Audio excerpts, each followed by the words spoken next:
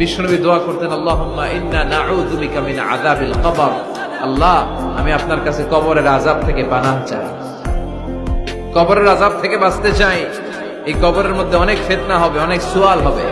কবরে প্রশ্ন আছে না নাই? কথা বলেন। প্রথম প্রশ্ন জিজ্ঞেস করা হবে, মার রব্বুক, তোমার রব কে? বলেন, আমাদের রব কে? ওমা দীনুক, তোমার ধর্ম কি? বিষ্ণুবীর চেহারা দেখিয়ে বলা হবে, আতারিফু মান হাযা রাজুল, এই লোকটারে চিনো? আমরা কি বলবো?